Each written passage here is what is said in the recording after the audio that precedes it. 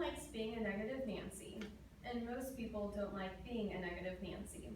However, there's a solution to this. Get more sleep. Today, I will give you a few reasons why getting enough sleep is important. I'm sure that many of you live busy lives and don't always get the amount of sleep that you had planned on. How much sleep I get most definitely affects me, and it easily determines if I'm going to have a good day or a bad day, or more specifically, if I'm going to have a good or a bad attitude about what the day brings. It also affects my anxiety. Some people would say that they're fine with getting just a few hours of sleep, but maybe if they ask themselves if the following reasons I give affect them, they would change their answer.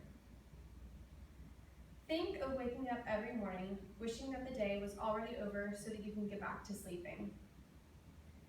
Imagine if you constantly felt worried and couldn't relax, always feeling unsteady. Or imagine having a cloudy mind and dozing off while driving, waking up to the sound of a car honking that is heading straight towards you. The next time you say to yourself, just one more episode and then I'll go to bed. Keep in mind the reasons I present to you on why you should go to bed then and there. Moodiness, health problems, and focus are main points that I will talk about that are related to how much sleep one gets. Lack of sleep affects our mood, whether we notice it or not. It can start with that first thought that you have after your alarm goes off, such as, I don't want to go to work, or I can't deal with this person today. Things that aren't that bad or not that annoying can be overdramatic to someone who isn't well rested. For example, if my sister asks me if I'll put up the dishes or clean the bathroom for her, I immediately get annoyed, especially if I've just woken up, and reluctantly say yes. In a study on adolescence, David Mom shares that scholars are increasingly recognizing the importance of sleep for the behavioral and emotional health of adolescents. And he later mentions that it can also lead to deviant behavior.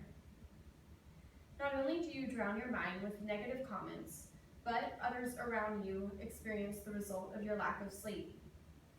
Having a cloudy head can cause moodiness towards family, friends, or even coworkers. Going back to the example with my sister, sometimes I act like I'm not annoyed when I haven't had enough sleep by her requests, although it's usually because I just don't want to hear her lecture on why I should do them. But other times, I let my tiredness get the best of me and make sure that my sister knows that I don't want to do the tasks. Just my response and the tone that goes with it can create a snowball effect. If I'm tired and rude, then my sister can get in a bad mood as well, and so on. Point is, your mood affects more people than you know when you don't get enough sleep. Linked to moodiness and lack of sleep, health problems can occur too. Sleep deprivation or sleep disorders can cause health problems.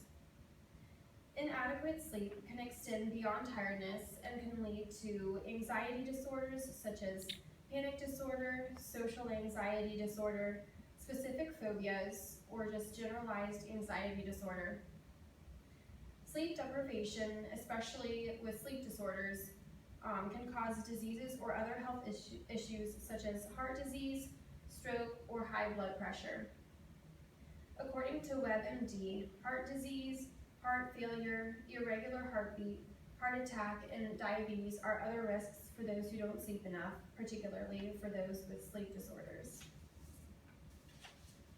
But moodiness and diseases aren't worth losing sleep, and lack of focus isn't either. Lack of sleep affects your focus, which can ultimately have serious consequences. If someone doesn't get enough sleep before going on a road trip or driving home at night, he or she can fall asleep at the wheel, which not only puts their life in danger, but others as well, which can end in tragedy. According to the book Sleep and Safety, sleepiness affects the skills needed to properly drive a motor vehicle. These skills include distinct cognitive, perceptual, motor, and decision-making functions. Later, this book shares that 20% of road accidents are tied to sleepiness. Another example of sleep affecting safety could be if a parent is watching his or her children while they're in a swimming pool. A mixture of drowsiness and that hot sun pressing on your skin makes a great combination for a nap. But what if no other adults are there to keep an eye out? You're in charge, and falling asleep during a time like this could potentially turn your life upside down. Sleeplessness can impact your grades and work life. Being tired during class means not having enough focus to retain all of the information you're hearing. In fact, everything is probably going in one ear and out the other. I know that I can relate to that. This really means that your time is being wasted. If you had gotten enough sleep to be alert during class, you would remember at least some of the material being taught. But if you didn't rest as long as you should have, you get to spend hours trying to teach yourself what was being explained while you were zoning out. Your work life can also be affected by sleep deprivation.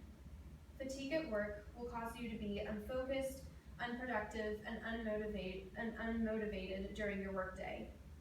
You may overlook important details, work at a slower pace, or find it difficult to focus.